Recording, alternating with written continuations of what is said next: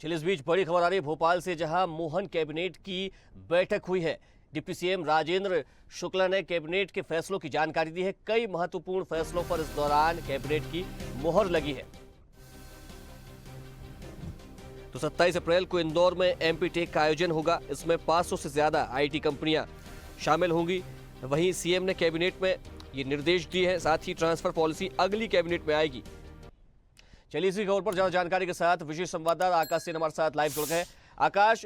Mohan cabinet की बैठक हुई है, कई महत्वपूर्ण प्रस्तावों पर यहां पर मोहर लगाई गई है, लेकिन सबकी निगाह है जिस पर टिकी थी ट्रांसफर पॉलिसी को, अब उसको अगली कैबिनेट में लाने के लिए कह दिया गया है।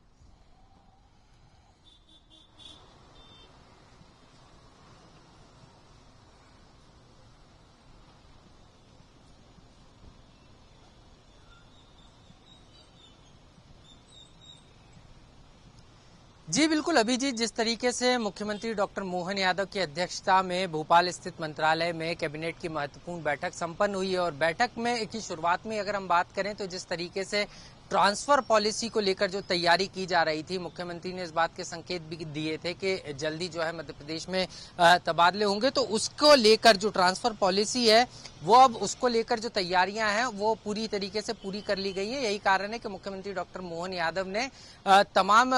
जो प्रस्ताव पूरा तैयार किया गया है उसको पूरी तैयारी के साथ अगली कैबिनेट की बैठक में लाने के निर्देश जो है कैबिनेट की बैठक में ही दिए। इसके अलावा अगर हम बात करें तो गेहूं उपार्जन जो चल रहा है और राज्य सरकार तकरीबन 60 लाख मैट्रिक टन गेहूं का उपार्जन करने का सरकार ने रखा था, उसमें से अभी तक अगर हम बात करें तो 50 लाख मैट्रिक टन के करीब जो है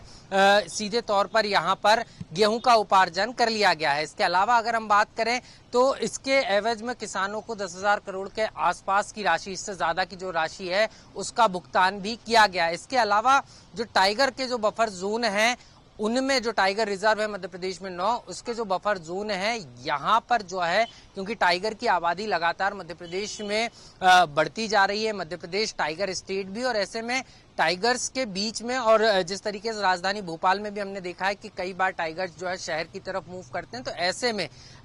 मानव जीवन और टाइगर्स के बीच में संघर्ष देखने को ना मिले, तो इसके लिए अलग से 145 करोड़ की जो राशि है वो कैबिनेट ने मंजूर की है। तमाम बफर जोन में जालियां लगाई जाएंगी और क्या तमाम व्यवस्थाएं की जा सकती हैं, इसको लेकर जो 3 साल है उसका एक पूरा रोड मैप तैयार किया जाएगा कि जहां पर टाइगरों की संख्या ज्यादा है या कई टाइगर जो बफर जोन्स हैं वो ग्रामीण अंचलों से लगे हुए हैं, तो वहां गांवों की तरफ टाइगर्स ना जाएं, उसके लिए जो तमाम व्यवस्थाएं करनी है राज्य सरकार को, उसके लिए 145 करोड़ रुपए की जो राशि है वो राज्य सरकार की तरफ से स्वीकृत की गई है।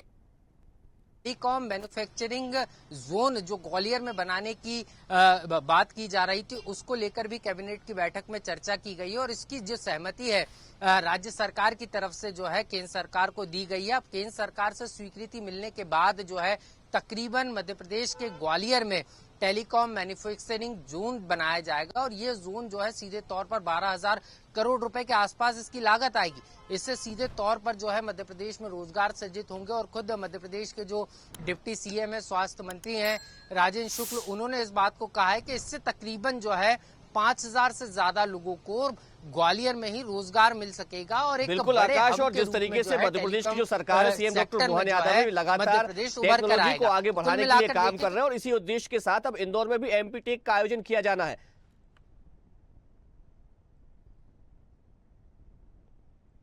संशोधन किया गया है। हालांकि अभी जो 15 मई तक रजिस्ट्रेशन हो चुके हैं वो कार्यक्रम विधिवत ऐसे ही होंगे, लेकिन इस योजना में कैबिनेट ने एक महत्वपूर्ण संशोधन किया है। इस संशोधन के तहत अगर हम देखें तो 15 मई के बाद जो भी